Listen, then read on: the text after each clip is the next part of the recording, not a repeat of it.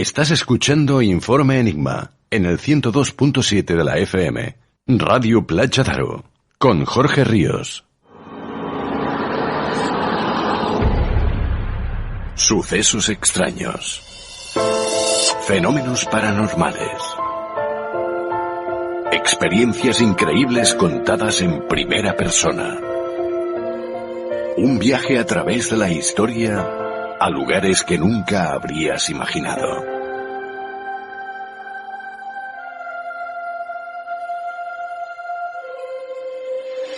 Un viaje lleno de misterio.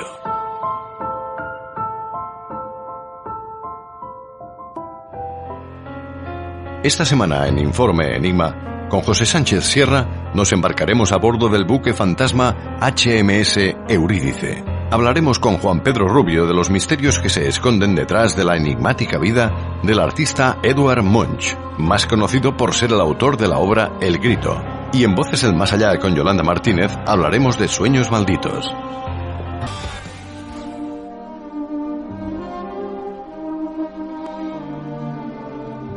Edvard Munch fue conocido como el pintor de la angustia, del miedo, de la enfermedad y de la muerte, ya que en cierta forma intentaba reflejar en sus obras los estados más sutiles del alma. Un ejemplo de ello lo encontramos en su pintura más conocida, El Grito. Hoy con Juan Pedro Rubio conoceremos al detalle la vida de este pintor expresionista, la cual esconde muchísimos secretos.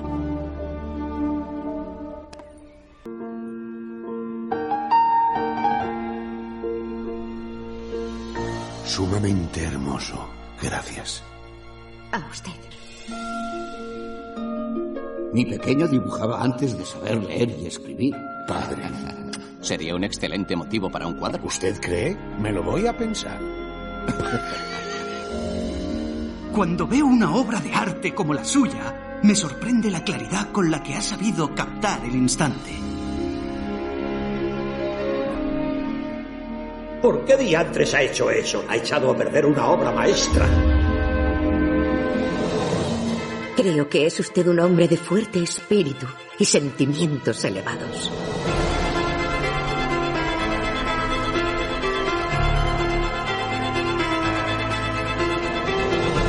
El universo es caótico y usted nos ayuda a verlo.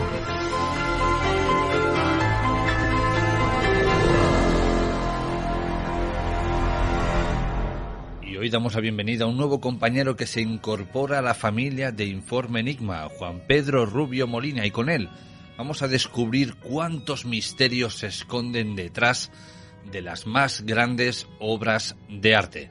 Querido Juan Pedro, bienvenido, ¿cómo estás? Hola Jorge, buenas noches y muchísimas gracias por hacerme un hueco en tu magnífico programa, porque vamos, es maravilloso, ni yo mismo me lo creo que pueda estar contigo ahora mismo hablando de arte. Precisamente vamos a hablar de arte, pero para que todo el mundo se sitúe, Pedro, ¿se pronuncia Edvard Munch o Edvard Munch? Según el noruego, según el idioma noruego, se pronuncia Edvard Munch, pero aquí en España es muy conocido por Edvard Munch. Yo lo he oído a lo largo de la vida como Munch en España, en muchísimos círculos, pero claro, cuando vas a Noruega es Munch, terminado en D. Hablemos de Edvard Munch. Más conocido por esa archipintura famosa, El Grito. Pero, Pedro, en pinceladas breves, ¿quién era Edvard Munch? Pues mira, hablamos de un pintor que en su testamento legó a la ciudad de Oslo 1.200 pinturas, 18.000 grabados, 7.000 acuarelas y dibujos, 6 esculturas y todas sus fotografías, cartas, bibliotecas y manuscritos. Él mismo decía: mi arte se basa en una única reflexión: ¿por qué no soy como los demás? Y ahí hay un texto que al final de su vida dijo que resume las ideas de Munch, y es: en general, el arte surge de la necesidad de un ser humano de comunicarse con otro. Todo arte ha de ser engendrado con los sentimientos más profundos. El arte son los sentimientos más profundos. No creo en el arte que no se haya impuesto por la necesidad de una persona de abrir su corazón. Por ello, es imposible explicar un cuadro. Se ha pintado precisamente porque no puede explicarse. Este es Edvard Munch. Al parecer, la vida de todos estos grandes genios están marcados por algún acontecimiento, sobre todo de su infancia. Pero Pedro, valga la redundancia, ¿cómo fue la infancia de Edvard Munch? Mira, fue de todo menos normal, ¿no? Nace el 12 de diciembre de 1863 en Loten, en Noruega, y su padre es un médico militar que se llama Christian y su esposa, su madre, es Laura Catherine. y su infancia fue muy, muy, muy difícil. Debido sobre todo a que las enfermedades tuvieron un profundo efecto en su infancia y va a ser una constante a lo largo de toda su vida. Su salud siempre fue muy frágil y él mismo llegó a decir, en su propia boca dijo a decir: cuando nací se apresuraron a bautizarme, pues creían que moriría. Él a la edad de 5 años pierde a su madre y su padre, para hacerle frente al dolor, pasó de ser un médico militar a un fanático religioso y se volvió muy severo y muy duro con sus hijos. Estamos hablando de esos finales del siglo XIX. No solamente eran los constantes regaños del padre, sino que el estrés que acumulaba y la ansiedad familiar era mayor, pues se creía que en aquellos tiempos la tuberculosis era una enfermedad hereditaria. Por eso Munch y sus hermanos vivían convencidos de que compartían la misma suerte que su madre y que morirían de esa terrible enfermedad. Y es que lamentablemente ese miedo se volvió realidad. Cuando Edvard tenía 13 años, Sophie, que era su hermana favorita, fallece también de tuberculosis. Y la muerte de estas dos personas cercanas a su vida marcará su vida y su arte para siempre.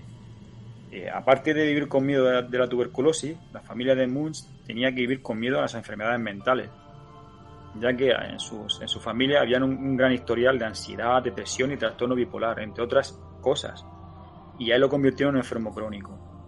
Esto hizo que no fuera a la escuela y que viviera aislado durante gran parte del invierno, y así fue como el dibujo se convertiría en su salida emocional.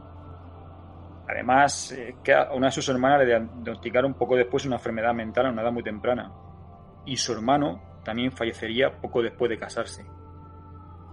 Él, a lo largo de su vida, Munch diría que heredó lo peor de sus padres, es decir, la tuberculosis y el gen de la locura. Y este ambiente es lo que da forma a sus sensibilidades macabras en la edad adulta. Son acontecimientos muy tristes que definen su obra y la convierte en una expresión de dolor y una experiencia de la muerte, la soledad, la angustia, la vejez. Y son temas que siempre se van a ser recurrentes en su obra.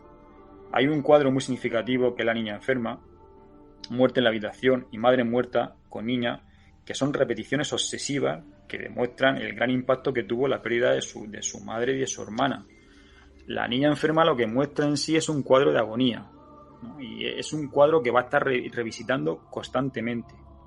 Y lo que vemos es una niña que descansa en su cama mientras mira atrás de la ventana que se intuye por el cortinaje. Y frente a esa actitud de esperanza que tiene la niña de mirar en el más allá está la madre, ¿no? Que iba al lado de su hija con la cabeza inclinada y la sujeta con una de sus manos.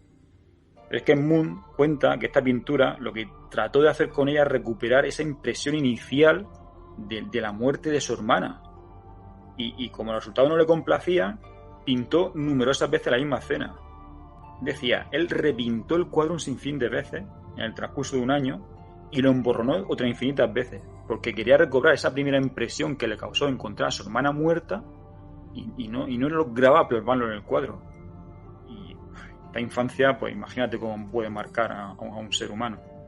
Todos sabemos que nuestros padres siempre quieren lo mejor para todos nosotros y que estudiemos para que seamos alguien en la vida, ¿no? Para que no suframos lo que ellos han tenido que sufrir. Y claro, cuando de repente a alguien le dicen no quiero estudiar o quiero dedicarme a otra cosa, a veces sienten decepción. Y este fue el caso de Edvard Munch, porque rompió con todo y le dijo a sus padres: yo me quiero dedicar al arte, algo que ahora empieza a estar bien visto, pero que antes era como una profesión de bohemio, ¿no? De una persona que no quería trabajar.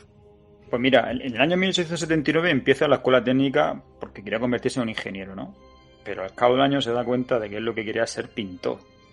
Y se matricula en la Escuela de Arte y Diseño de Cristiania, que antiguamente era la denominación de Oslo, ¿no? Y quería modelar escultura y quería hacer algo diferente, ¿no? Se mete en los círculos bohemios y ahí empieza el desarrollo de su arte, que va a ser el expresionismo. Y en 1881 es cuando vende sus 2 primeros cuadros y pinta su primer autorretrato. Su primer maestro, digamos, fue Christian Kohn, ¿vale? Que fue un maestro esencial en la vida de Moon y que corregiría sus trabajos y le ayudaba a mejorar. Y en la exposición de otoño de ese año participará por primera vez en un círculo de literatos y de artistas, ¿no?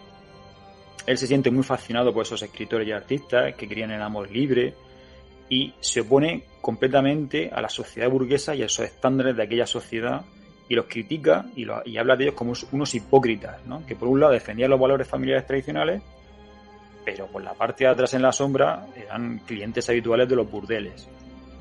Y fue en ese grupo donde Moon fue muy animado a encontrar su propio estilo fuera de todo lo académico, ¿no?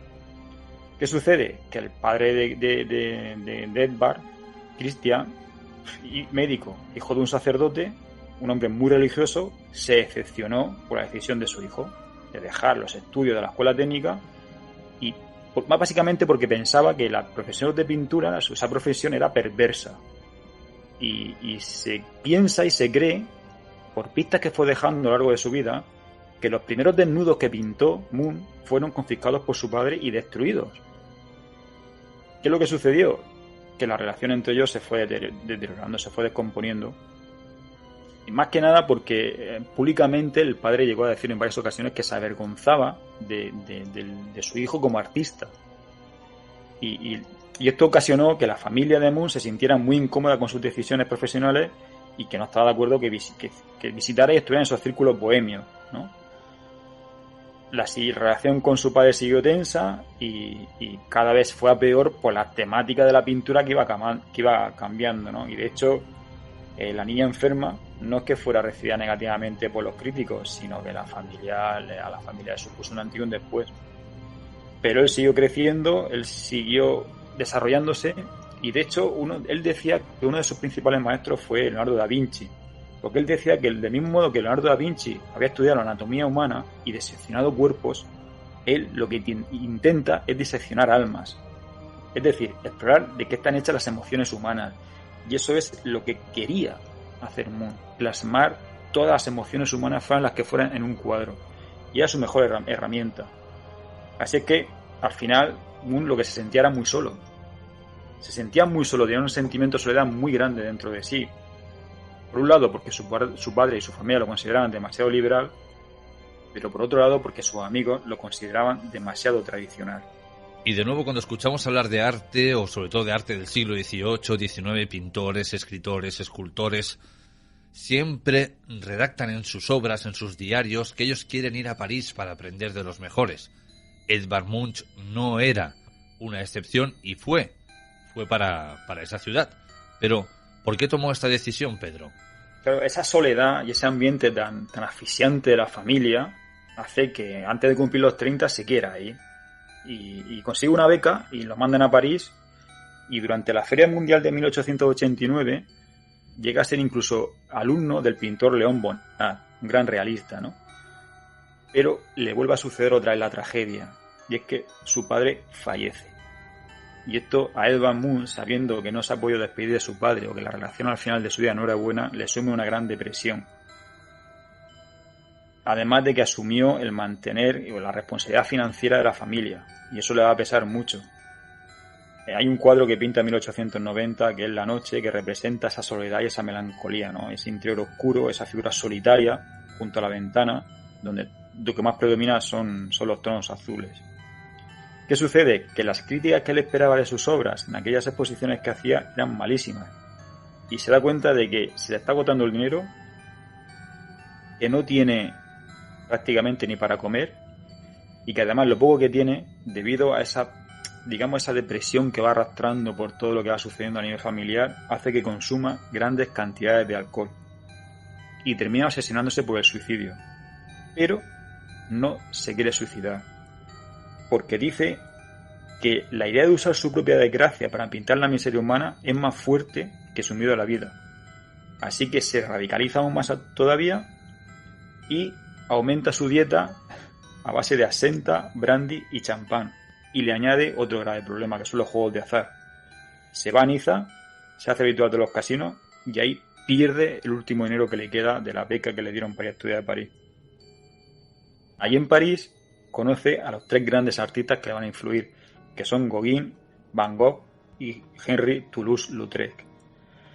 Empieza a experimentar con grabados y también conocerá al alemán Max Klinger, que le enseñará cómo grabar en madera, y va a ser el primer grabador noruego de la historia del arte.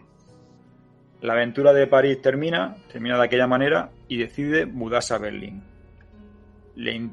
Hay artistas de la época que le dicen: vente a Berlín, ¿de acuerdo? Pinta aquí, que a lo mejor tu arte puede llegar a gustar y tu arte puede romper.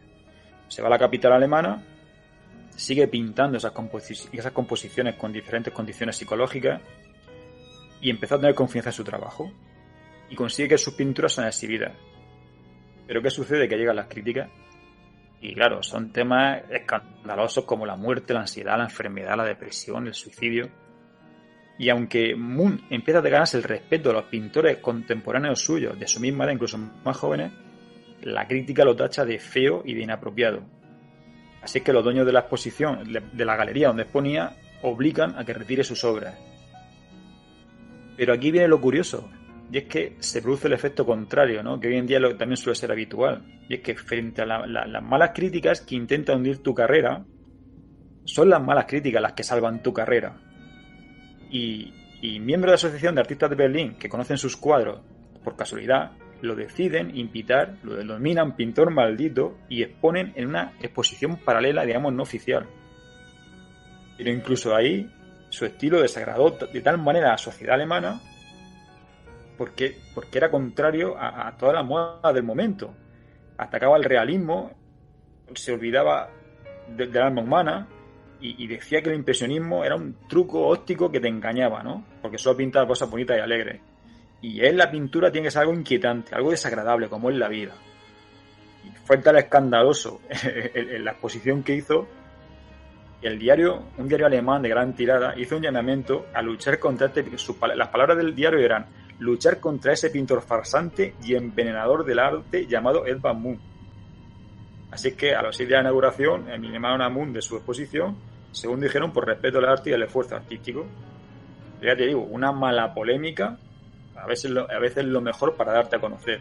Y de la noche a la mañana, Edvard Munch, que estaba sumido en la pobreza absoluta, que no tenía dinero, que vivía de los demás, pasa a ser uno de los artistas más famosos de Alemania y empiezan a llevarle exposiciones y encargos. Y aquí fue cuando produjo sus obras más famosas. Y ya digo, la mayoría de ellas inspiradas en los padecimientos de la mente humana, en temas como la ansiedad, la depresión, que para uno puede ser fascinante, pero para una gran mayoría pues es repugnante. Y como le llega el éxito personal, pues le llega el éxito profesional, su vida personal cambia. Y cambia mejor. Pero él siguió viviéndose todo lo que ganaba. ¿Cuál es la diferencia? Pues que ahora los mecenas iban detrás de él pagando las cuentas de los bares.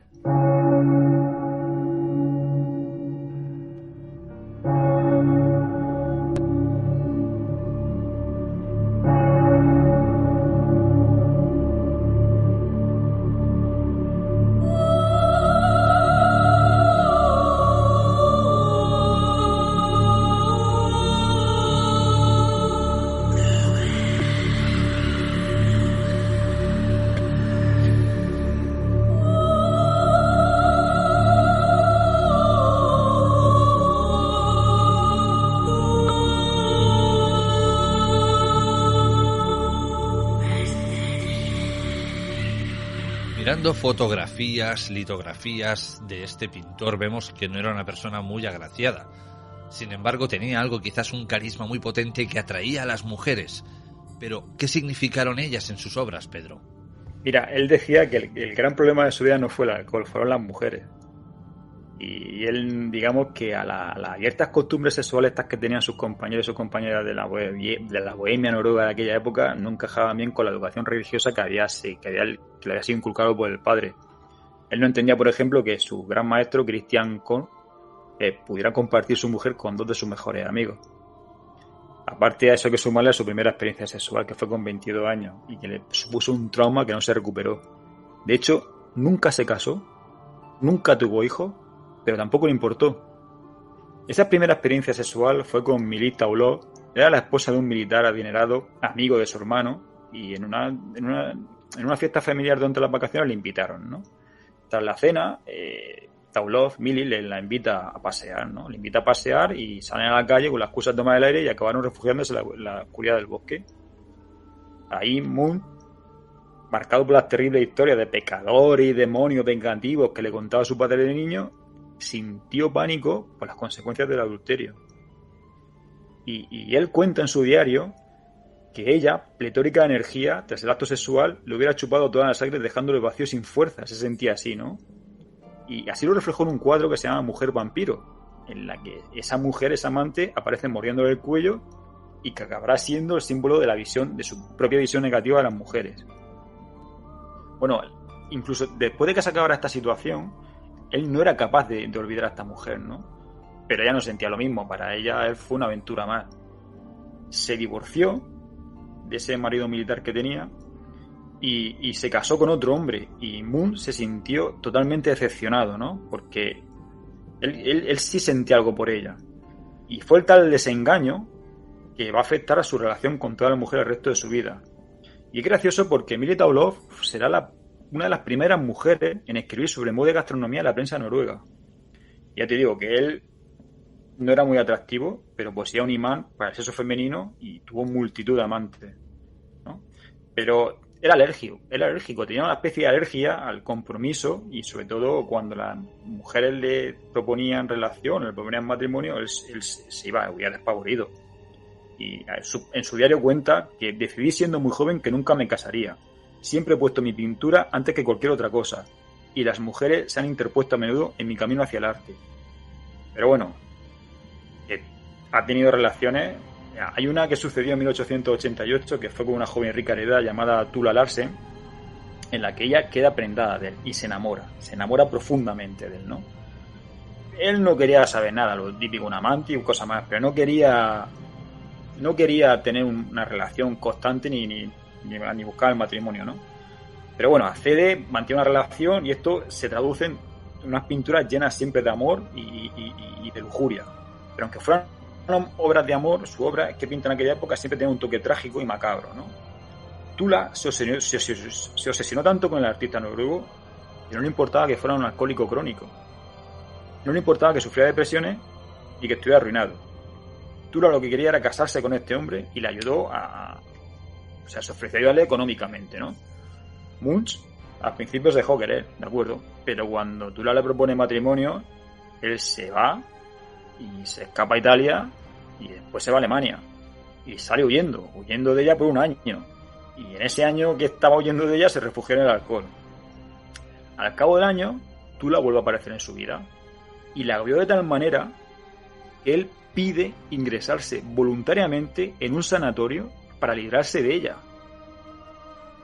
Tula se queda totalmente resentida y se inventa una enfermedad para obligar al artista a sentirse culpable y que saliera al sanatorio, y lo consigue, ¿no?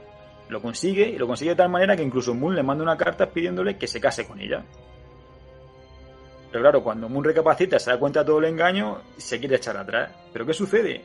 Que Tula lo denuncia y aporta la carta como prueba, porque según la ley sueca, las promesas de matrimonio debían cumplirse, y aunque Moon se negó a pasar por el altar, al final se vio obligado a hipotecar su casa y a empeñar todos sus cuadros para poder pagar los costes del juicio. Después de esto, Tula lo vuelve a amenazar diciendo que se va a suicidar si no se vuelven a ver. Así que deciden verse otra vez. Se encuentran y hubo una discusión.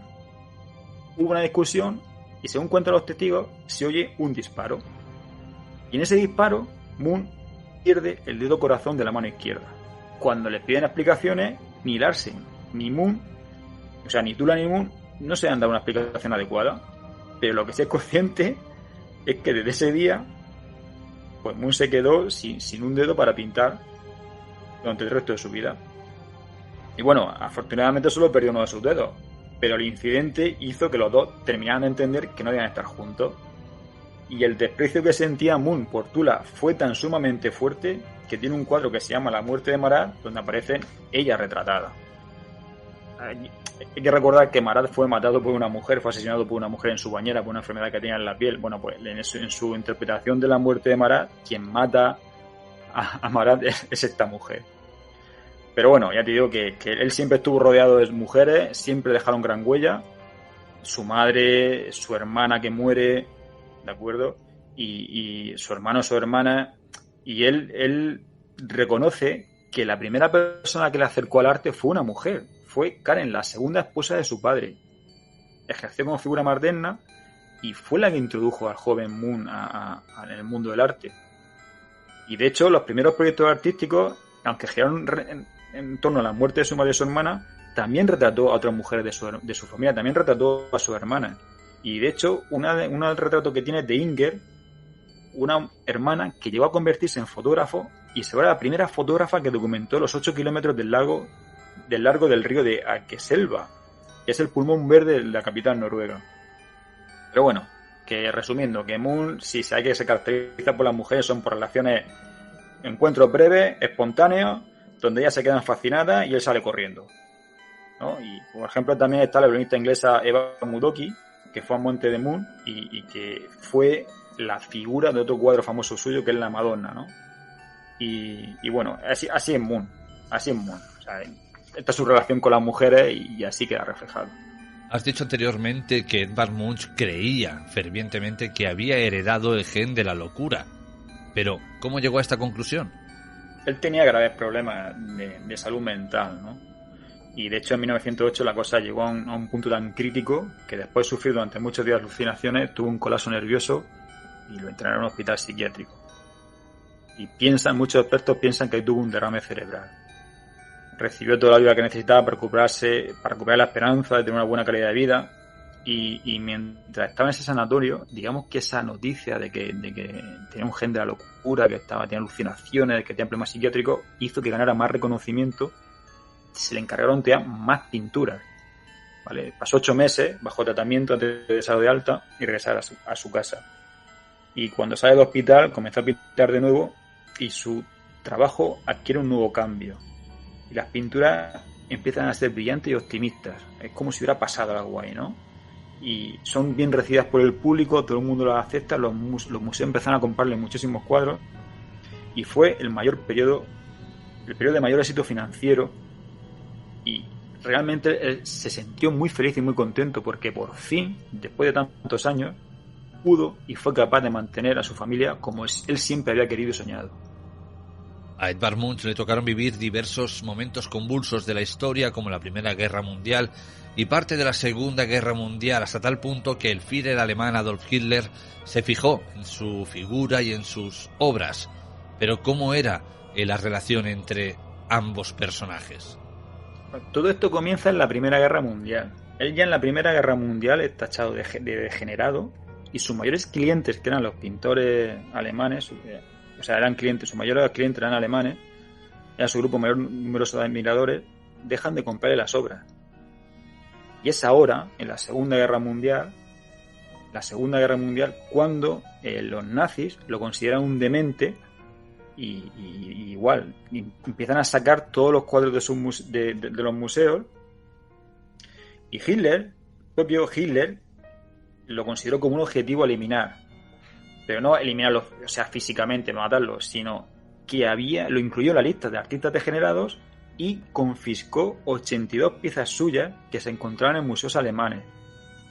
Pero gracias a los amigos y admiradores del artista que tenía en Alemania, muchas obras pudieron sacarse del país y llevarse a Noruega. Y de esos 82 se consiguieron recuperar 71. Hay 11 que nunca se sabe qué pasó con ellas.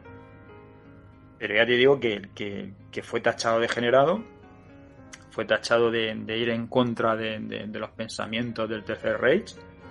Y desgraciadamente Edvard Munch no alcanzó a ver al final de la guerra porque muere antes, ¿no? Pero si él sí es consciente de la corriente de odio que se tiene hacia él, hacia su arte. Él muere de neumonía y digamos que lo más gracioso es que en su entierro se organiza un gran entierro, un lujoso funeral de estado lleno de esvásticas, porque Noruega está bajo el dominio nazi en el momento de su muerte. Y fue una decisión extraña, ¿no? Que llegó al público a creer que el artista era un simpatizante de los nazis, pero no fue verdad. O sea, Hitler lo tachó de demente, estaba en una lista de gente que no debía ser exhibida, pero como se le enterró en medio de multitudes y con banderas con esvásticas, pues se pensaba que era el pintor del régimen. Y desgraciadamente esa losa le ha pesado mucho a Edvard Munch en las siguientes décadas. Y habrá que esperar hasta finales del siglo XX para que se vuelva a recuperar su figura y desmentir toda esta imagen que se tenía. Como ya hemos visto a lo largo de la charla, la vida de Edvard Munch fue de todo menos normal, aunque bueno, dentro de este mundo del arte, de estos pintores como Picasso, Dalí, etcétera, etcétera, vemos que lo normal no es lo que los caracteriza, ¿no? Pero ¿cómo vivió el final de sus días? Pues imagina, ¿no? Imagina su muerte en el año 44. Él pasa su último año aislado del mundo en Ekeli. Es un antiguo huerto situado en Oslo, era su casa de campo en Noruega. Y ahí lo que hacía era contratar a chicas jóvenes que le hicieran a la vez de modelos, amas de casa y amantes, ¿vale? Pero aquellas obras nuevas que pintaba ya no estaban cargadas de esas emociones intensas y llegaban a ser obras menos conocidas, ¿no? Dejaron de ser muy, muy emocionales y nunca llegaron a superar las pinturas al inicio de su carrera. De hecho, una de sus modelos favoritas fue Brigitte Prestoy, que invirtió los roles de artista y modelo, ¿no? Y él describía al pintor diciendo que para mí era un placer observarlo, bello como un joven Apolo, sabio como un viejo Zeus, ¿no? Ella posó mucho entre los años 24 y 25, 1924 y 1925, y más tarde ella se hizo muy famosa por aceptar hablar ante la prensa de sus experiencias como modelo, porque estamos hablando de que la década de los años 20, el que una mujer fuera modelo era una profesión que no se veía muy bien y era poco aceptable. Había un miedo que le obsesionaba mucho a Albert Moon, que era quedarse ciego, ¿no? Y eso ocurrió al final de su vida. Él tuvo cataratas y empezó a quedarse ciego y ya empezó a contemplar la cercanía de la muerte. Y por eso su último autorretrato aparece como un hombre anciano reflexionando. Y digamos que él fue un auténtico modernista, ¿no? Tanto en su obra como en su percepción de la sociedad contemporánea, tanto que llegó a escribir: ya no volveré a pintar interiores en los que el hombre lee y la mujer hace punto. Voy a pintar a gente viva que respira, siente, sufre y ama. Han surgido muchos estereotipos sobre su vida, la mayoría son ciertos, pero lo que se hay que definir a este hombre y su obra y el final de su vida y toda su vida es como el coraje de un ser humano a la hora de vencer sus miedos y poder legar a la historia todo su arte, ¿no? Y una bellísima obra. Él decía sobre sí mismo: en mi arte he intentado explicarme la vida y su sentido. También he pretendido ayudar a los demás a entender su propia vida. Se habla de que probablemente al final de su vida tuviera una bipolaridad.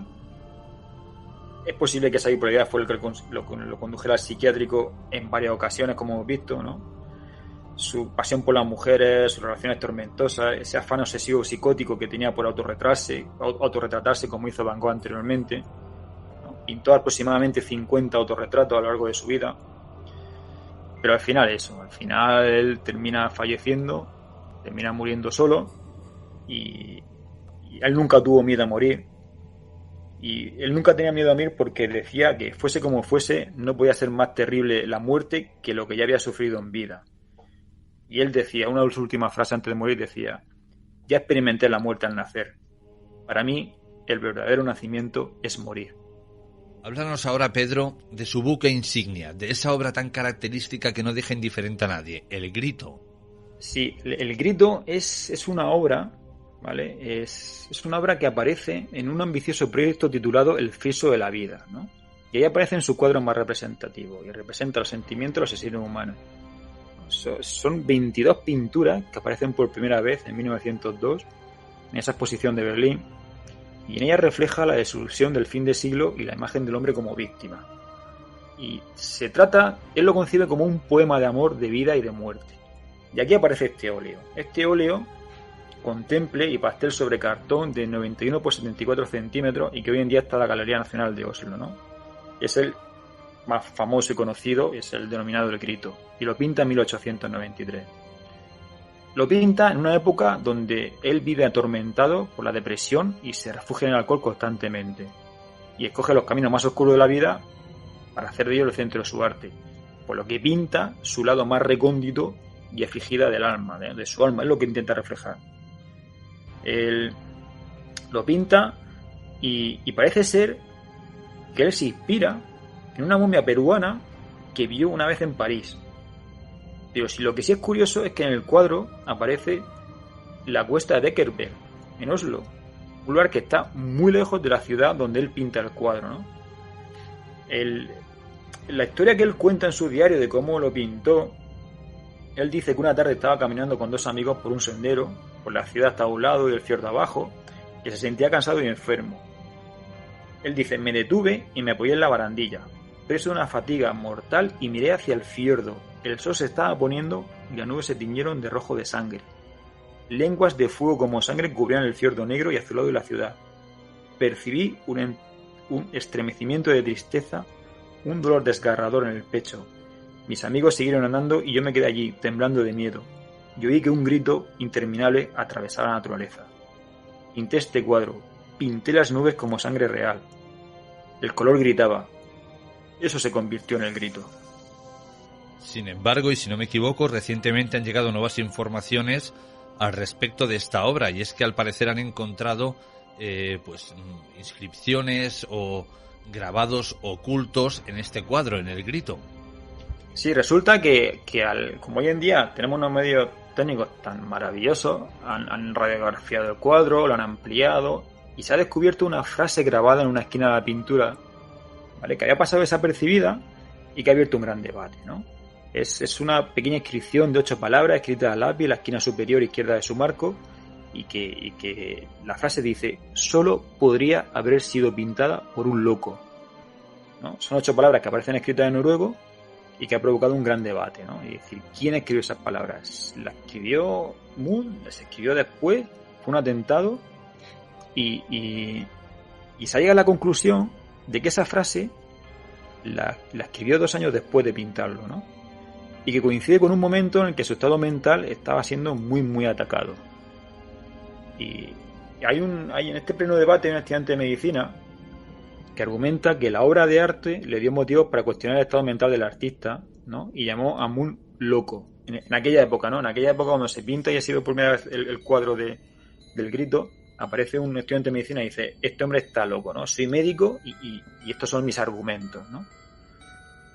Es cierto que Moon no estaba bien equilibrado, pero a él le hirió profundamente este comentario. Y él lo reflejó en varias de sus cartas. Y posteriormente lo añadió, ¿no? Lo añadió. Hay que pensar que pinta el grito después de que su hermana fuera internada en un manicomio, que él sufre un colapso mental en 1908, que fue hospitalizado. Entonces las investigaciones están por ahí, ¿no? Lo escribió Moon, a eso sí se ha llegado, todo el mundo está de acuerdo, que lo escribió Moon y que realmente lo pintó en un momento en el que él temía y tenía miedo de que se estigmatizara su figura como enfermo mental. De hecho, cuando expone el grito por primera vez, su obra más famosa, los doctores recomendaron que ninguna mujer embarazada asistiera a la exhibición, pues creían que esa emoción tan fuerte que había en el cuadro podía causar abortos espontáneos, ¿no? Y tuvo tanta fama este cuadro, tanto positiva como negativa, que Moon decidió hacer diferentes versiones de la misma para exhibirla en diferentes museos y galerías. Pero no todos los gritos son iguales. Es decir, no solo hay un cuadro, hay 4 versiones. Y la primera, que es la que puse el Arte Nacional de Noruega, es la más famosa y la que más reproducida, es la que porta esta inscripción, ¿no? Esta de que solo podía haber sido pintada por un loco. Pero bueno, también decir que hay 2 versiones que reposan en el Museo de Oslo, y una de las cuales fue objeto de robo en 2004 y se recuperó en 2006 con daños que se han tildado de irreparables. Y que la 4ª pintura, la única que no es propiedad del gobierno noruego, rompió un récord en Sotheby's el año 2012, el 2 de mayo de 2012, pues se vendió por casi 120 millones de dólares a un inversionista estadounidense que es Leon Black. Y se estableció un nuevo récord histórico en la venta de una pintura en aquella época. Ese récord se ha superado por posteriores subastas con cuadros muy, muy, muy importantes. Y bueno, este cuadro pertenecía a Peter Olsen, que fue padre de Peter Olsen, fue amigo, vecino y fue empleado de Moon. Querido Pedro, ha sido un placer que hayas estado con nosotros en Informe Enigma y nos escuchamos en otra ocasión para hablar de nuevo de estas curiosidades que se esconden detrás de estas grandes obras de arte. Un fuerte abrazo. Jorge, el placer ha sido mío. Muchísimas gracias por invitarme. La verdad que he disfrutado muchísimo. Me encanta. No sé si habré transmitido la pasión que siento por esto y espero que otra nueva invitación y bueno, poder traer información que sorprenda y que ayude a explicar y a entender el mundo que nos rodea, que queda reflejado en las obras de arte.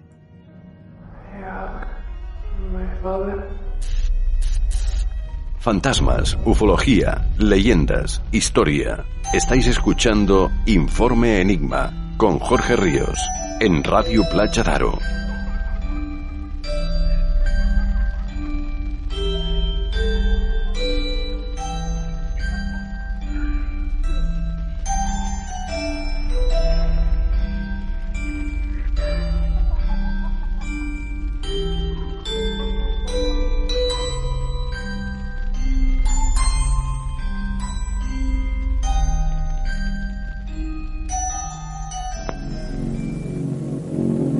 Estaban solos en un mar de calma total. Imaginaban que ellos eran las dos únicas personas en aquel paraíso. Pero a su mundo perfecto llegó un extraño. ¡Aléjese! Intentaba cruzar el Pacífico. ¿Usted solo? No. Éramos 6 personas, pero hace 10 días los otros murieron. Quiero ver su barco. No puedes. Está dormido, nunca lo sabrá.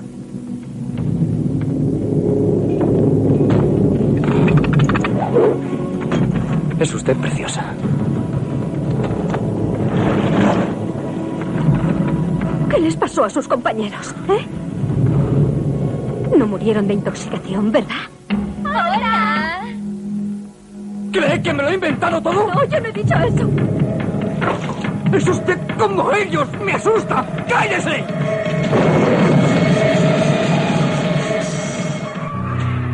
El HMS Eurídice era una corbeta de 26 cañones de la Royal Navy que fue víctima de uno de los peores desastres navales en tiempos de paz de Gran Bretaña, cuando se hundió en 1878.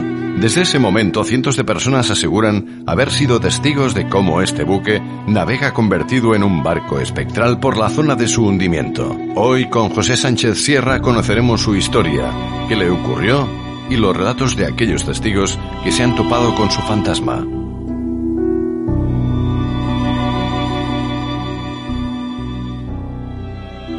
Esta séptima temporada no podían faltar los misterios navales y como siempre vienen de manos de nuestro buen amigo José Sánchez Sierra. José Sánchez, ¿cómo estás? Muy bien, muchas gracias. Encantado de estar otra vez aquí en Informe Enigma en esta nueva temporada. Muy ilusionado.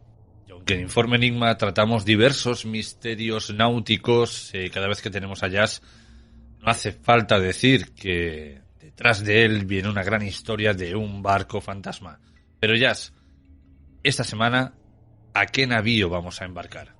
Pues esta noche vamos a hablar del Eurídice, un velero de la Armada Británica que sufrió un accidente y desapareció y que durante décadas se ha estado avistando en las costas inglesas. Pues mira, este barco se llama el HMS Eurídice, ¿vale? Es un barco que allá por lo trataremos porque hay diferentes fuentes que lo hablan de fragata, otros lo tratan de corbeta, otro de goleta, existe para todos los gustos y yo me voy a quedar con el de corbeta, ¿vale? Porque es lo más, por sus dimensiones, es lo que más, más encaja en su estilo, ¿no? Y aparte por el número de cañones que tenía. El HMS Eurídice, HMS por el tema del Her Majesty's Ships, que así se trataba a los barcos de la Royal Navy, fue, supongo que algunos conocerán que el Eurídice era la esposa del personaje mitológico Orfeo. Bueno, pues este barco fue botado en 1843 y fue uno de los barcos más pepinos, uno de los mejores barcos que había en aquella época en la Marina Británica, ¿no? Era un buque que tenía 3 mástiles, tenía unos 26 cañones, poseía aproximadamente unos 42-43 metros de eslora y una manga de 12 metros. Era un barco que tenía muy poco calado, era un barco muy rápido y muy maniobrable. En sus primeros años de vida, pues estuvo cubriendo lo que era una ruta. Lo que hacía era escoltar a barcos de mercancía y bueno, durante sus primeros años de vida, desde el 1843 hasta el 46 aproximadamente, lo que hacía era cubrir la ruta entre Norteamérica y las Antillas. Ya un poquito más tarde, del año 1846 al 1850, pues ya estuvo patrullando por la zona del Cabo de Buena Esperanza, en Sudáfrica. Y ya por último, pues estuvo también por la zona del Mar de Barents, por el noroeste de Rusia durante la Guerra de Crimea, un conflicto que hubo por aquellos años, en el 1853 hasta el 56, entre el Imperio Ruso y otomano, y los franceses, los ingleses, una serie de conflictos que hubo. Más tarde, este barco se convirtió, ya por el 1861, casi no llega a 20 años después de su botadura, se convirtió en un buque escuela, ¿vale? En un buque de entrenamiento para los cadetes de la Marina Británica. Y bueno, se convirtió en un barco estacionario, es decir, que siempre estaba no navegaba, se encontraba en el mismo sitio y bueno, ahí hacían sus instrucciones y aquellos cadetes, ¿no? Entonces, bueno, pues estuvo durante casi más de una década como buque escuela estacionario. Ya más tarde, en el 1877, en el astillero de Portsmouth, pues se le dio un repaso considerable y ya se lo dejó preparado para poder hacerse de nuevo a la mar como buque de entrenamiento. Entonces el barco, el HMS Eurídice, ya por la primavera del 1878, llegando de un viaje del Atlántico, acercándose a lo que es la isla de White, ahí al sur de Inglaterra, pues sería el día 22 de marzo, a eso de las 3 de la tarde, a las 15 horas locales, y bueno, el barco venía navegando a toda vela, como se suele decir, todo el velante desplegado, a una velocidad considerable y todo perfecto, hasta que de repente, cuando se estaban acercando a una bahía que hay cerca, llamada la Sandown Bay, pues de repente se levantó una fuerte tormenta de nieve, una ventisca, y bueno, acabó con toda la visibilidad que había en esos momentos, y el barco, pues con su velamen desplegado, no parece ser que no dio tiempo, aunque el capitán lo ordenó, no les dio tiempo a los cadetes a recoger todas las velas y a cerrar los portalones y bueno, los ojos de buey, y eso para que no entrara agua. Y el barco, pues en menos de 10 minutos, les cogió de sorpresa esa fuerte tormenta y escoló al barco y comenzó a hundirse. Entonces, bueno, no tuvieron apenas tiempo para poder maniobrar y pasado aproximadamente 10-15 minutos, el barco terminó hundido, nada más que se veía asomar las puntas de los mástiles en la mar. Entonces, bueno, al parecer, bueno, la tormenta fue rápida, a los 20 minutos ya había vuelto a calma y no quedaba ya nada del Eurídice. Varias goletas que habían por aquella zona pues fueron de inmediato a intentar rescatar a algunos supervivientes, e incluso algún que otro pesquero estuvieron por la zona y tan solo pudieron sacar del agua a 5 personas de aproximadamente unas 350, 360 personas que había a bordo. La mayoría eran cadetes, eran personas jóvenes, eran chavales. De estas 300 y pico personas solamente pudieron sacar a 5 y con vida solo llegaron al hospital más cercano que era la localidad de Bendnor, en el pueblo costero, pues nada más que pudieron llegar 2 tripulantes vivos, 2 chavales, un tal Sidney Fletcher y Benjamin Cudiford.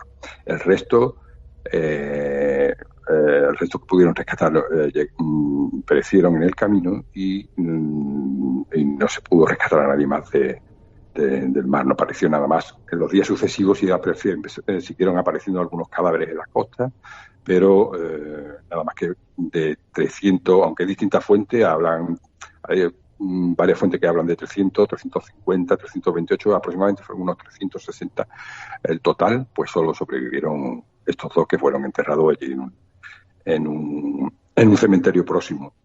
Al parecer el capitán dio la orden, según uno de estos supervivientes, recoger las velas, pero no llegó a darle tiempo y perecieron. Uno de los testigos de aquel desastre, una curiosidad, uno de los testigos fue un niño conocido más tarde, que era Winston Leonard Spencer Churchill, el Winston Churchill, que todos conocemos, el que fue primer ministro del Reino Unido allá pues durante la Segunda Guerra Mundial, ¿no? Pues con la edad de 4 o 5 años, al parecer acompañado de su niñera, vio todo el meneo, todo el desastre de cómo se hundía aquel barco. Mucho después de aquel incidente achacaron aquello a la poca estabilidad del barco, porque bueno, el Eurídice, el tener poco calado y tal, pues muchos lo veían como un barco poco estable. De hecho, bueno, fue reemplazado por otro, el HMS Atalanta, que bueno, se llamaba también, tenía el premio nombre que era HMS Juno, que también le pasó algo parecido. Tan solo duró un par de singladuras, un par de campañas, porque el barco también se perdió en una tormenta, el sustituto, allá por el 1880. Para darle más misterio al tema, el barco se perdió en las Bermudas, allá por enero, en el Triángulo de las Bermudas, allá por enero el 31 de enero de 1880. Aunque bueno, las pesquisas creen que bueno, las investigaciones que se hicieron echan la culpa a la poca estabilidad del barco y a una fuerte temporal.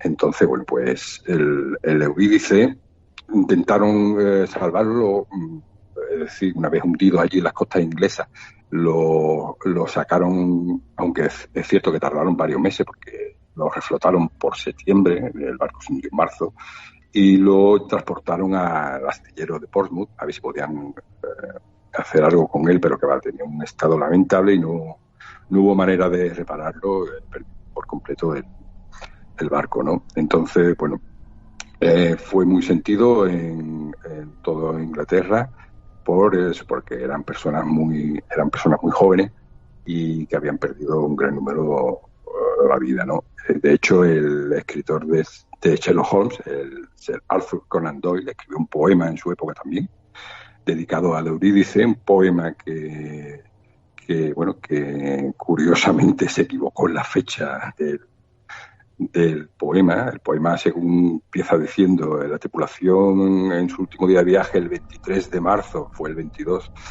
y en 1876 fue 1878, no sé cómo la cagó ahí Arthur Conan Doyle, pero bueno, el tío hizo un sonado poema bastante así crudo y bueno, lo incorporó en varias publicaciones. Fue allá por el 1898. Escribió el poema dedicado a este barco, a aquel fatídico día, ¿no?, de este hundimiento. A partir de entonces, bueno, pues muchos testigos pudieron avistar durante una serie de años en aquellas costas la silueta de un velero que lo veían como un velero fantasma, ¿no?, un velero espectral. Incluso lo veían con sus cañones armados, con todo el venamen desplegado, y pasaba lo que ocurre casi en la mayoría de historias de este tipo que conocemos, que al cabo de pocos minutos aquella silueta se desvanece, ¿no? No solo lo vieron desde tierra, sino que ha habido algunos navíos, algunos marineros que lo han visto acompañados también de algo también típico, ¿no?, de una espesa niebla, que bueno, que algunos es lo que echan la culpa, ¿no?, de que al haber esa niebla pues haya un poco de mala visibilidad, ¿no?, y se produzcan efectos ópticos, ¿no?, que hagan creer que hay algún tipo de embarcación, ¿no? El hecho es que hay pesqueros, hay tripulantes de otros barcos, de otras goletas, que han visto al aparecerse al HMS Eurídice.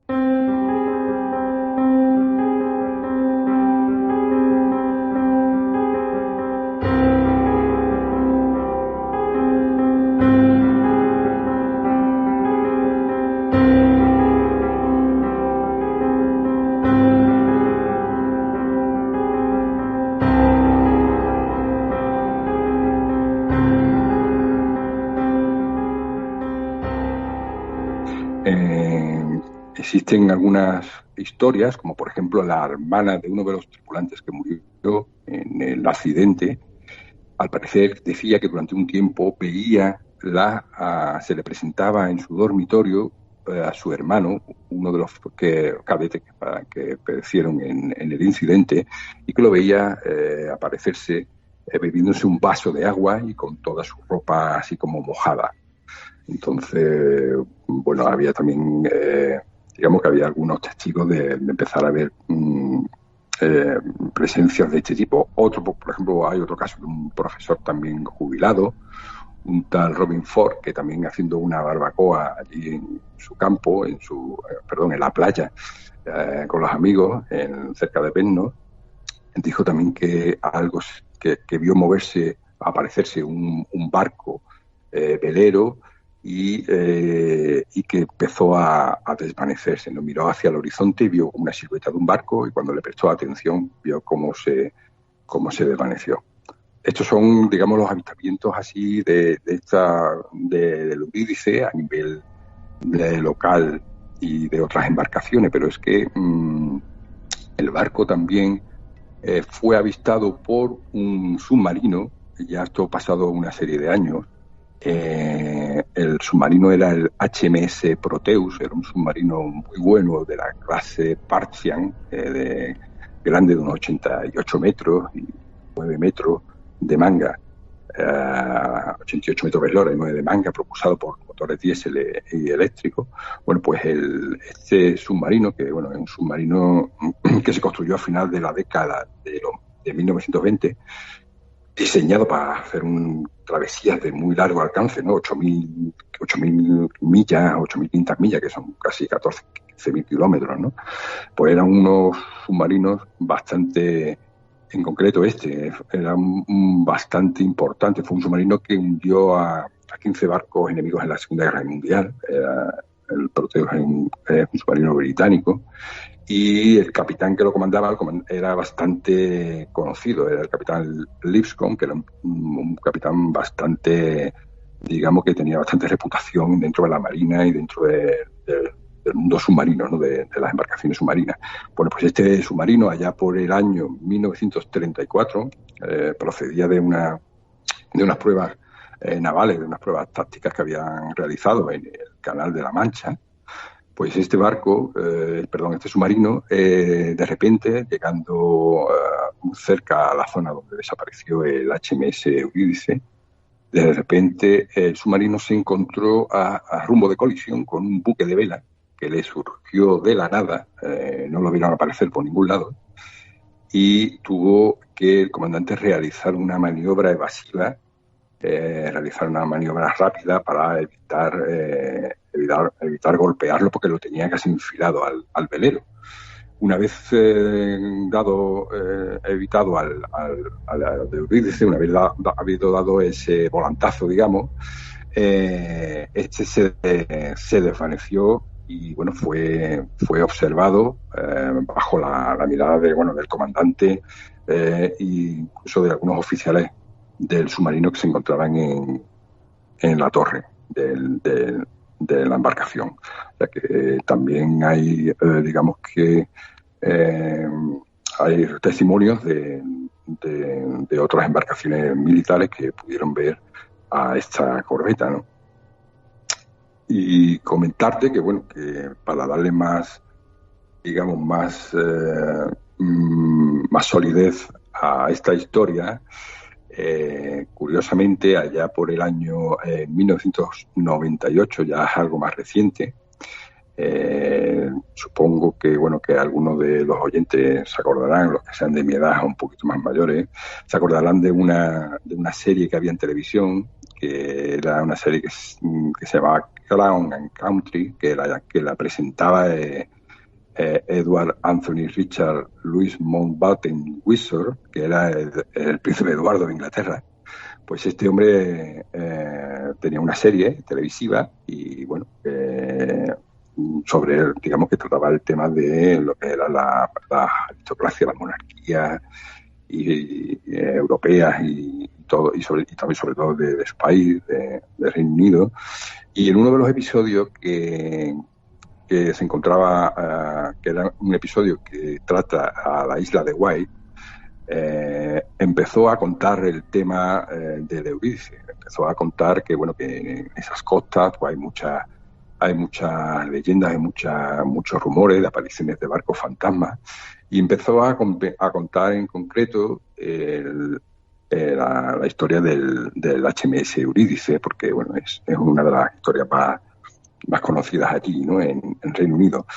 Y mientras que estaba el príncipe Eduardo de Inglaterra allí contando la historia de cómo se había hundido, de cómo era la fragata, o la corbeta, perdón, de cuántos cañones, etcétera, etcétera,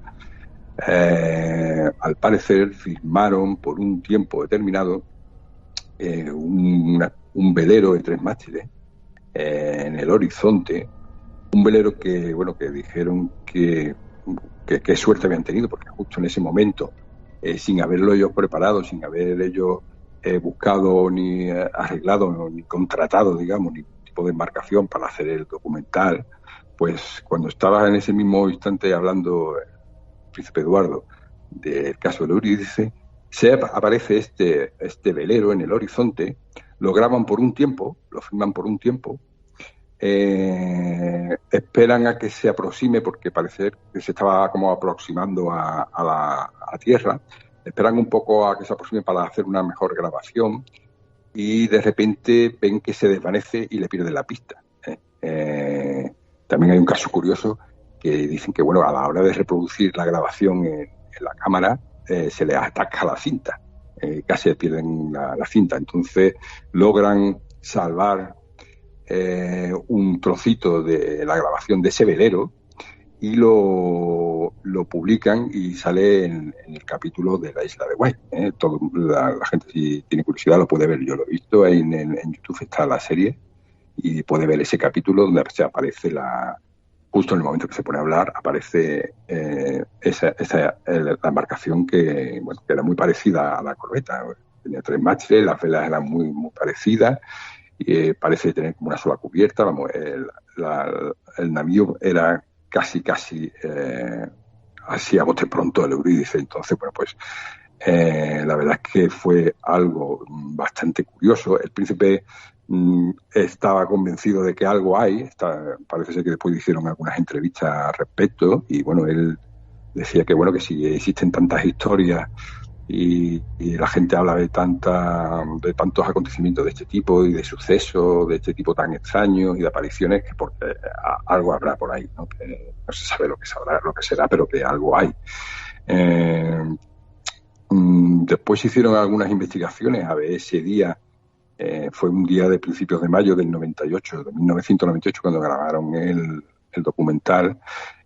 Hay algunos investigadores que hicieron averiguaciones a ver si había algún velero por allí esos días, o ese día en concreto, y para curiosidad es decir que bueno, se chequearon algunos centros de entrenamiento de vela, porque allí es algo que suele haber. Por ejemplo, en Portsmouth se chequeó con la directora del Sail Training Association, una tal Hilary Painter, pues dijo que sí, que ya en ese momento tenían 2 barcos de entrenamiento parecidos, pero que en esa semana en particular estaban fuera, no estaban en la zona navegando. También se chequeó con otro centro de vela, el Jubilee Sailing Trust en Southampton. También se contactó con el director, un tal Becky Lacey, y también tenían un amigo de 3 mástiles llamado Lord Nelson, pero que esa semana no estuvo en esa zona, estuvo en la zona cerca de Newcastle. Y por último, también se chequeó con la Sea Cadet Corps, otra asociación de entrenamiento de cadete, y tienen otro barquito, el Royal List, pero era un bergantín de 2 palos.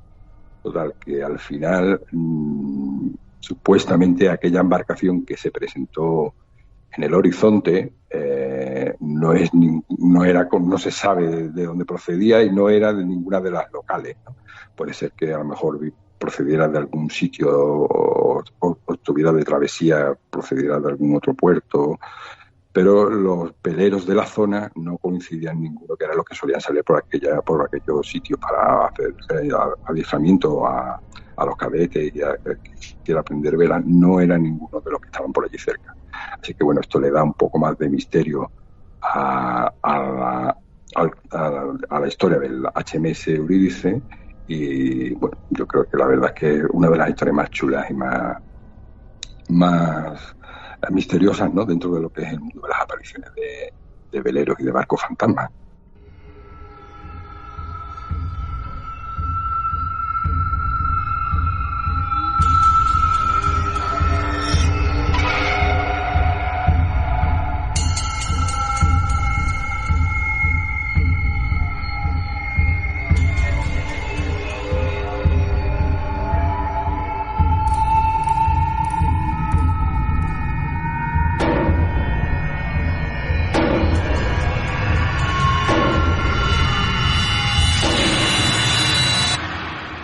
Y según tu opinión, ya así como un experto marino que eres, ¿qué es aquello que se pudo grabar en aquella filmación, en aquel documental que se emitió por televisión? Bueno, la verdad es que la pinta del barco, del navío, se ve que es un navío, no sé, se ve que es un navío antiguo.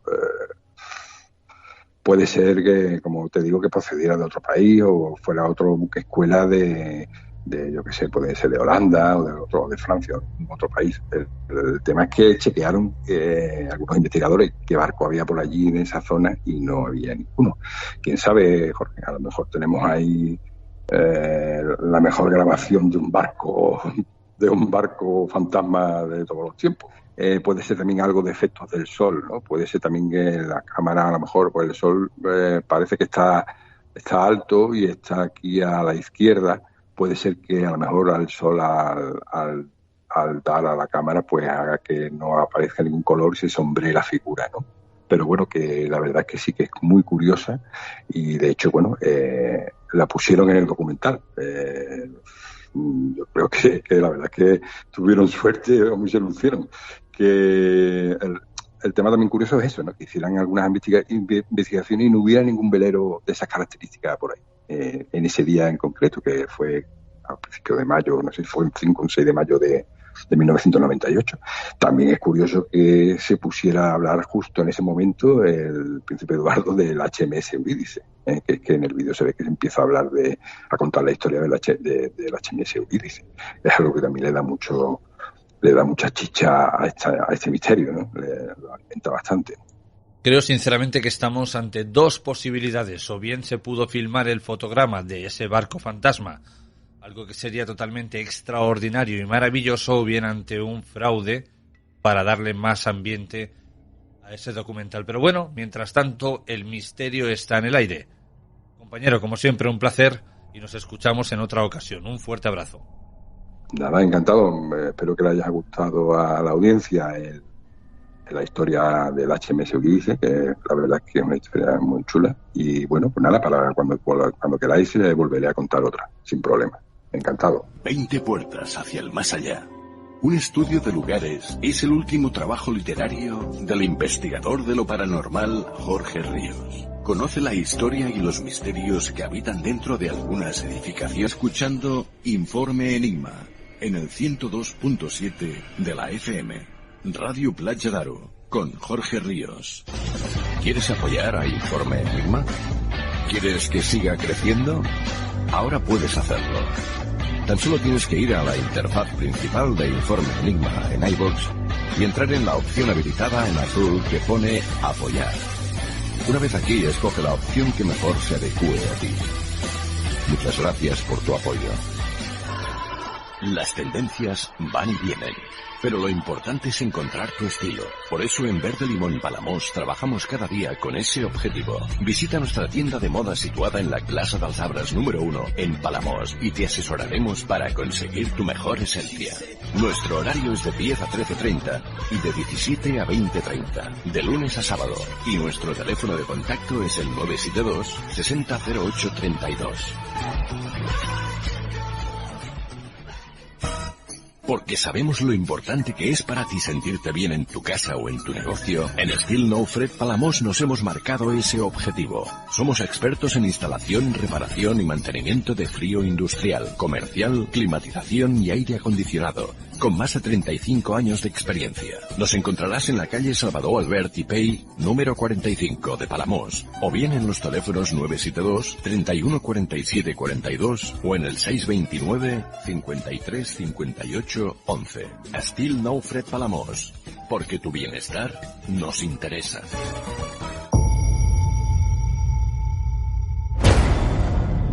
Cuando era pequeño, había un lugar. Un lugar oscuro. Lo cerraron, dejaron que se pudriera. Pero las cosas que vivían allí... Hola, Dani. Han vuelto.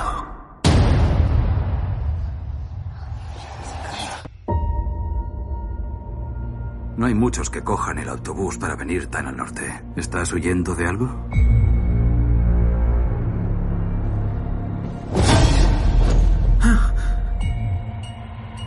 Huyo de mí mismo, supongo. Hola. ¿Me oyes? Tienes poderes, como yo. No sé si son poderes. Yo lo llamo el resplandor.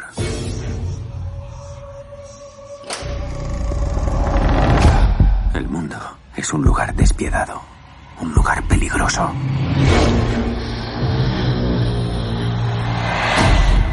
Esa gente hace daño a los que son como nosotros. Esos demonios vacíos se comen lo que resplandece. Y se han fijado en esa niña. Hola, ¿qué tal? ¡Sal de mi cabeza! ¡Fuera! Hacía que no sentía un poder así mucho tiempo. Ya vienen. ¿Dónde vamos? Hay un lugar.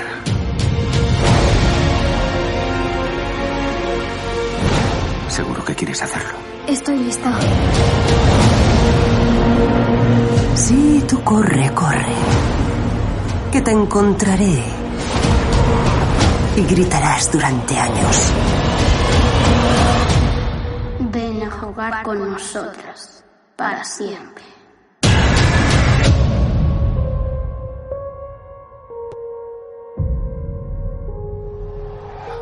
Y ahora sí ha llegado el momento de adentrarse de nuevo en Voces del Más Allá. Yolanda Martínez, ¿cómo estás? Buenas noches, Jorge. Pues muy bien. Además, quiero que sepas que te traigo una muy buena noticia, tanto para ti como para todos los Géminis. Así que, bueno, te cuento el notición. El notición es que habéis dejado estar en el top 1 de los más infieles. Os han cogido el puesto. Hay otro signo del zodiaco más infiel y más mentirosillo que el Géminis, así que ya no estáis en el top 1, podrías estar contento. ¿Te puedes imaginar quién está en el top 1? El signo Cáncer.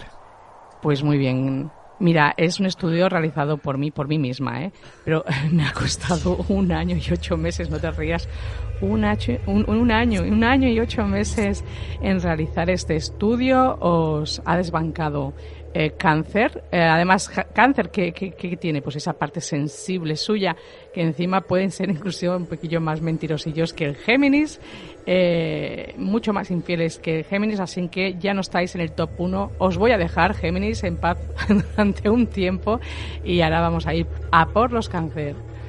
Pero resulta que dice Yolanda, ha hecho un estudio, para hacer un estudio son diversas pruebas, diversos sujetos, y aquí ha sonado un poco, Yolanda, como que durante 1 año has estado con muchos cánceres y muchos te han puesto los cuernos. No, hombre, no. Yo Yo como lo he explicado creo que no ha sonado así. No. Yo creo que no. Es que Jorge, ¿sabes lo que pasa? Que pobrecito está bajo defensas de una semana bastante complicada y no lo está pillando. No. No son varios, por supuesto que no. Evidentemente que siempre he dicho que todas mis relaciones han sido cáncer, evidentemente. Pero este último ha tenido varias caras. Puede ser por eso que dices que ha sido mucho tiempo, porque en 1 año y 8 meses lo he conocido como pareja, como amigo, y ahí es cuando realmente conoces a las personas, ¿eh? Entonces, te han quitado el puesto, solo os digo eso, Géminis, estaros tranquilos, no me voy a meter con vosotros durante un tiempo. Ahora vamos a por los Cáncer, los más sensibles, mentirosillos y infieles. Cáncer, I what Satanás. Oh, yes.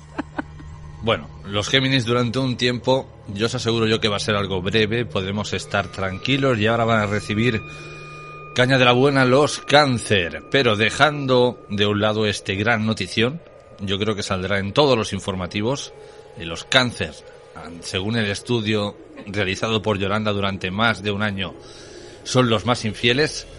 Nos adentramos en el tema principal de esta semana y son sueños no premonitorios, pero quizás sí tampoco vamos a decir como el título del espacio, ¿no?, que es muy llamativo, diabólico, tampoco podríamos decirlo así, pero sí serían sueños que no auguran nada bueno.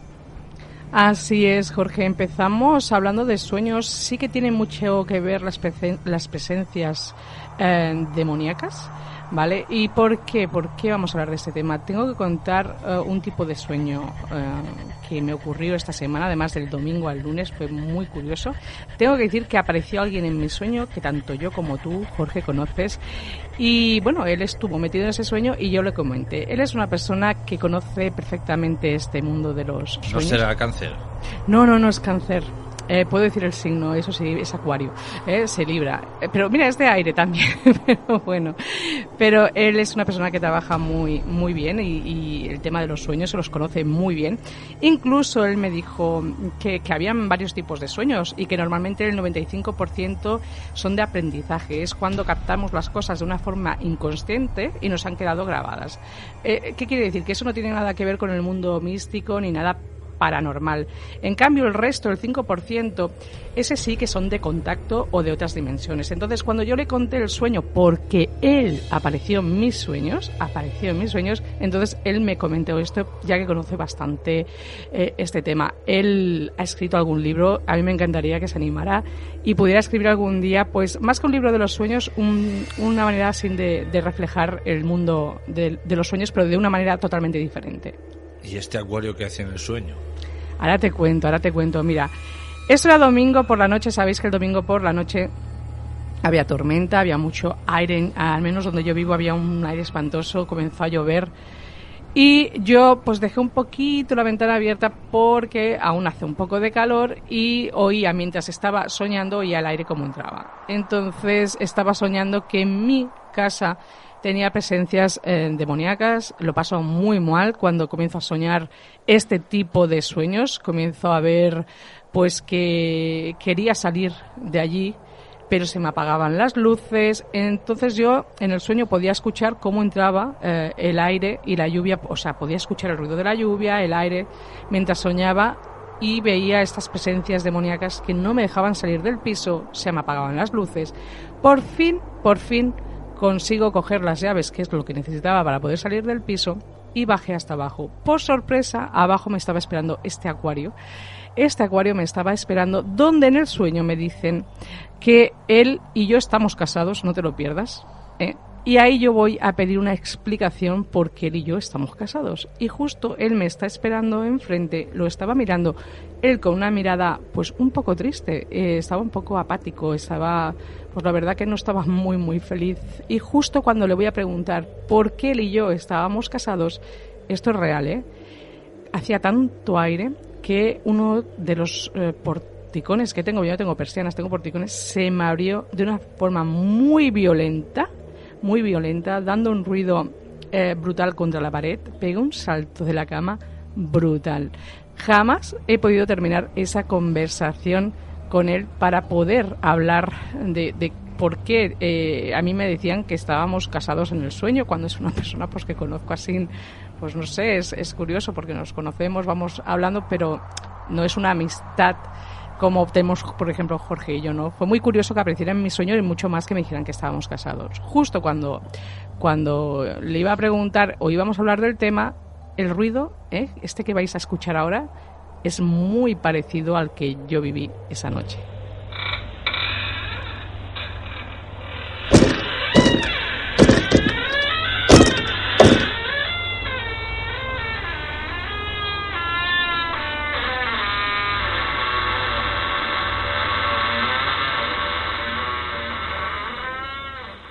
Para ti fue un sueño, para él, sin duda, si estaba casado contigo, tenía que ser una pesadilla. Sabía que ibas a decir eso, venía muy preparada. No, él me dijo simplemente que, claro, casado otra vez como que no se veía. Yo digo, comparto tu misma opinión, pero sí que es cierto que me dijo que era un sueño de contacto y que fueron mis ángeles quienes abrieron el porticón para que no sufriera más. Digo, pero si yo ya había dejado de sufrir porque había bajado y ya te tenía enfrente, yo quería tener esa conversación. Digo, como hubieran abierto el porticón cuando estaba teniendo las presencias esas malignas y no podía salir de casa. Y no, él dice no, que es un sueño de contacto y que fueron mis guías, mis ángeles, que no querían que sufriera más. Así que me he quedado con las ganas de tener esa conversación con él. Sí que es verdad que, pobrecito, le he dado la tabarra toda la semana por WhatsApp, ya que él, como os he comentado, pues me ha ayudado bastante a poder aclarar, entre comillas, este sueño, porque a mí me ha quedado la duda de saber qué íbamos a hablar. Pero este es un sueño light. Este es un sueño light si hablamos de presencias demoníacas. Tengo que decir que a lo largo de mi vida, ya que sabéis al mundo que me dedico, esas entidades suelen atacarnos muchísimo. He tenido realmente sueños muy malos. Os voy a contar uno que fue increíble porque todos conocéis a Freddy, ¿no? A Freddy. Al de... Freddy Krueger. A ese mismo, a Freddy Krueger. El de 1, 2... Ese, no me lo recuerdes. Ese es bueno para rascar la espalda, ya te lo digo. A mí que no me rasque, nada me la rasco yo sola, pero tengo que decir que ese actor, a mí lo que es el personaje en la película de Freddy, siempre me ha causado muchísimo terror. Así que esas presencias malignas saben perfectamente que a mí me dan miedo. Ese actor, entonces, cuando me tiene que suceder algo en el sueño, me tiene que suceder algo malo, se me presentan como Freddy. Es curioso, como Freddy Krueger.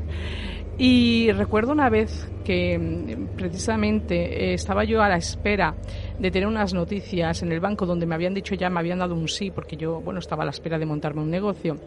Y ya me habían dicho que sí. Y aquella noche soñé con Freddy, no os lo perdáis. Soñé que Freddy era mi vecino, un vecino mío. Tengo sueños muy raros, no sé. Y me miraba y se echaba a reír. O sea, se reía de mí. Y yo digo, se está riendo de mí. Yo cuando me desperté aquella mañana sabía que algo malo me iba a suceder o que me iban a dar una mala noticia, porque que Freddy aparezca en mi sueño riéndose de mí no tenía un buen augurio. Bueno, así fue. Me llamaron los del banco, al final echaron atrás todo mi sueño, porque aquello se basaba en un sueño que yo había construido, que había llevado muchos meses y mucho trabajo y mucho esfuerzo detrás. Así que fue al final un no, cuando al principio me dijeron que sí. ¿Y quién vino a decirme que no me lo iban a dar? Pues mi encantador Freddy, claro que sí.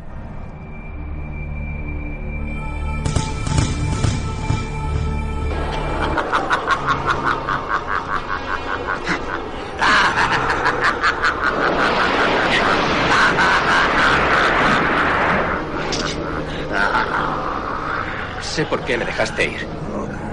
Oh, ¿crees que yo soy tu papi? ¡No!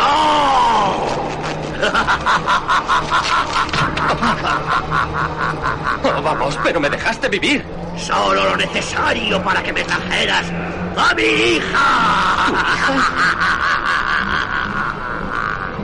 Y ahora ella me va a llevar a todo un nuevo campo de recreo. ¡No! ¡Abajo!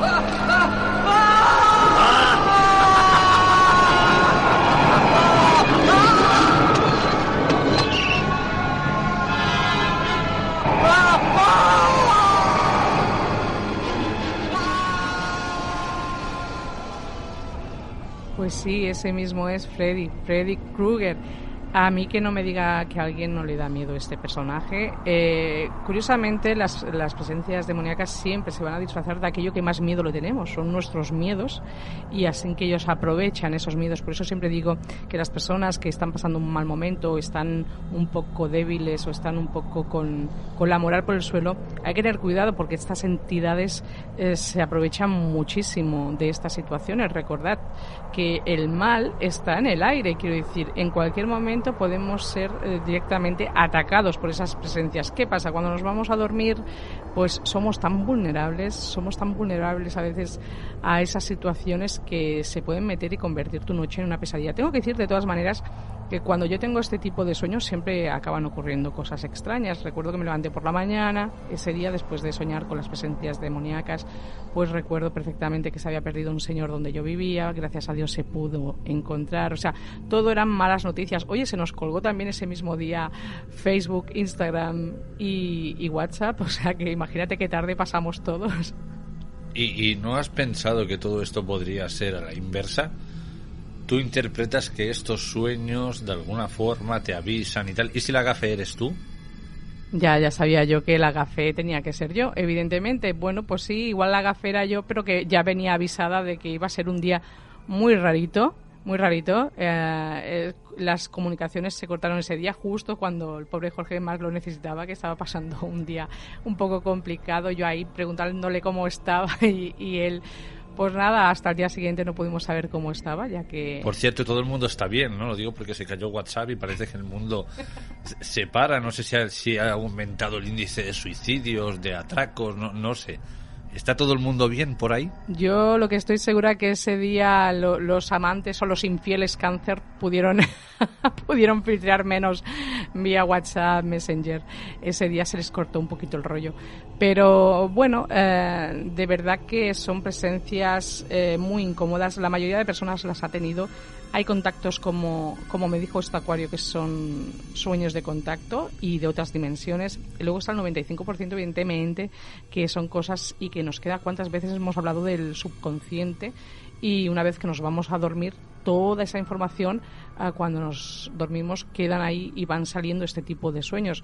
Son sueños realmente que se pasan mal. Yo siempre tengo que decir que siempre que he tenido sueños y presencias demoníacas, allí donde he trabajado, recuerdo una vez que tuve un sueño espantoso de presencias demoníacas, donde yo trabajaba, que era un centro de fotodepilación, de láser, era la encargada. Además, pues robaron.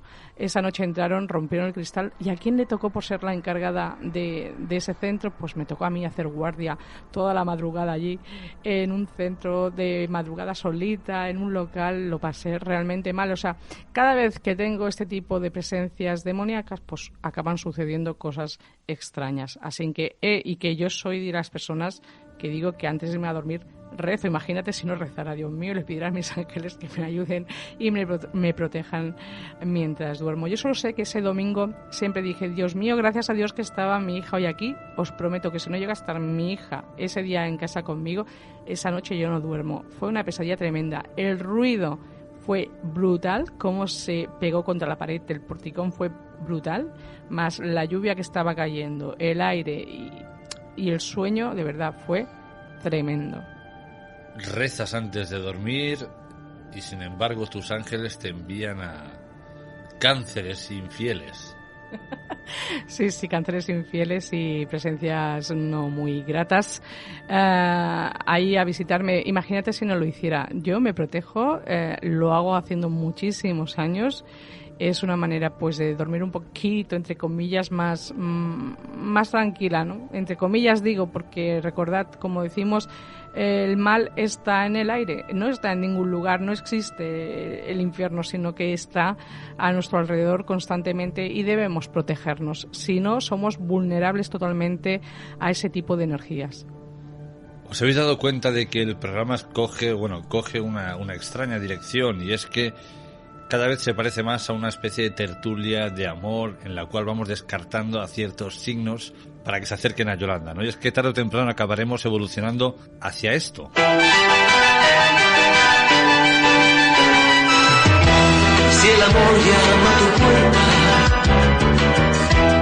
ábrela, no te lo pienses más. sentirás ilusión, una nueva emoción, te hará soñar. Lo que necesitas es amor. Lo que necesitas es amor. Todo el mundo necesita amor. Pero en lo que necesitas es amor.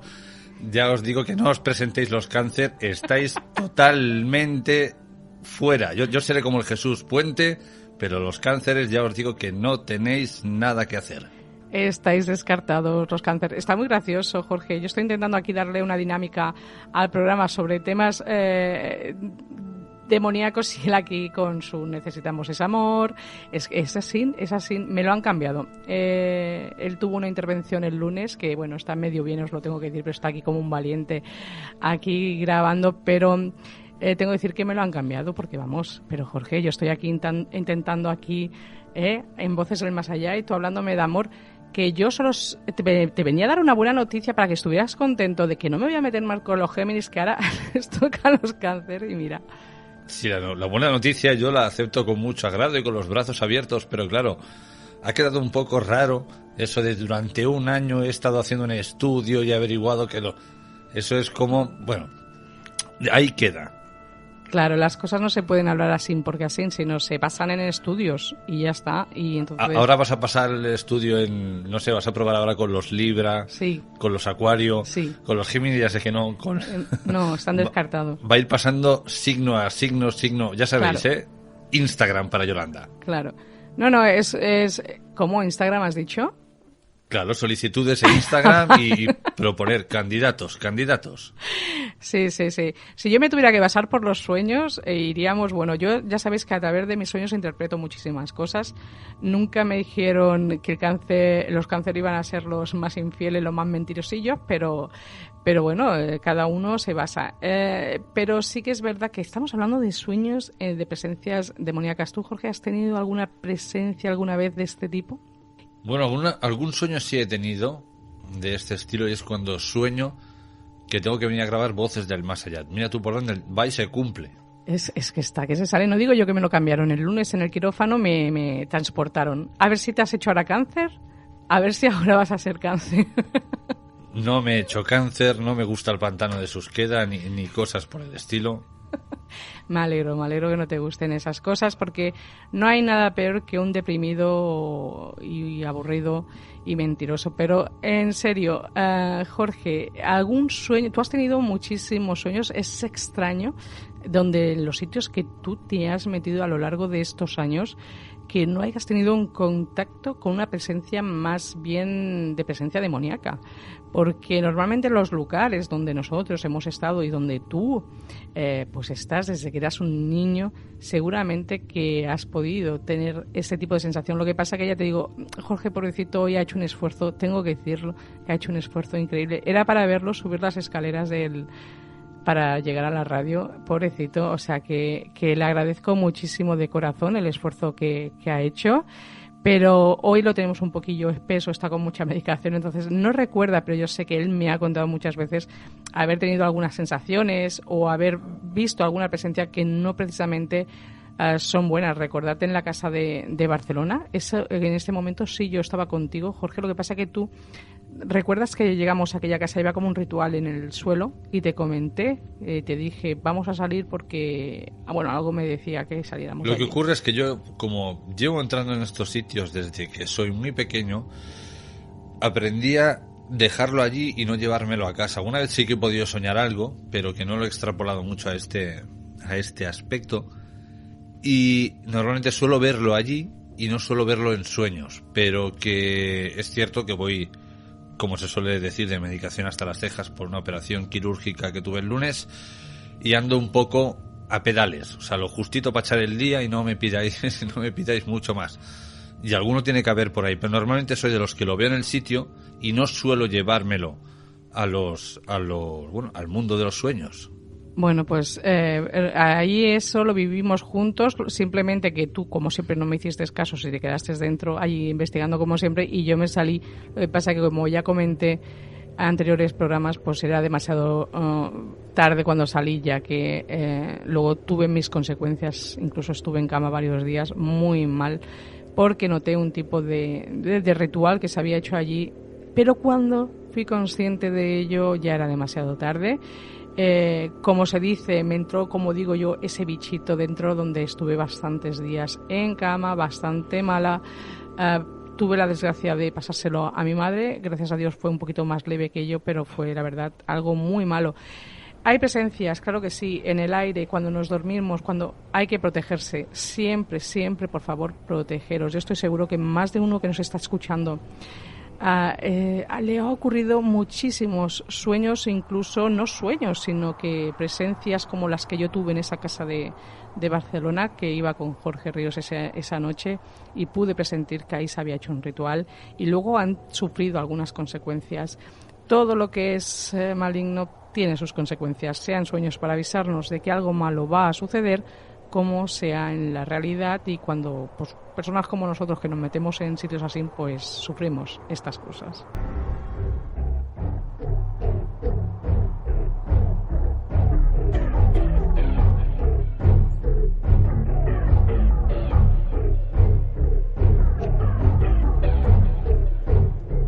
Dejamos atrás estos sueños diabólicos o de mal augurio y ya abrimos casting para el siguiente experimento de Yolanda Martínez con el resto de signos del zodíaco que quedan. Yolanda, formas de contacto. Formas de contacto, recordad, Yolanda Martínez 544 por Instagram, ahí sí que os puedo contestar, tengo Messenger, por Facebook no os puedo contestar, y luego sí, los que queráis una consulta al 647-552-954. Recordad que aún estáis a tiempo de colaborar para poder venir al taller de Sant Feliu de Guíxols que se está haciendo para la noche de Halloween, que esperamos pues que nos preguntéis cómo será esa noche y estaremos encantados de compartir esa noche con todos vosotros. Yolanda, hasta la semana que viene. Hasta la semana que viene. Cada viernes de 11 de la noche a 1 de la madrugada, el mejor misterio te espera en Informe Enigma.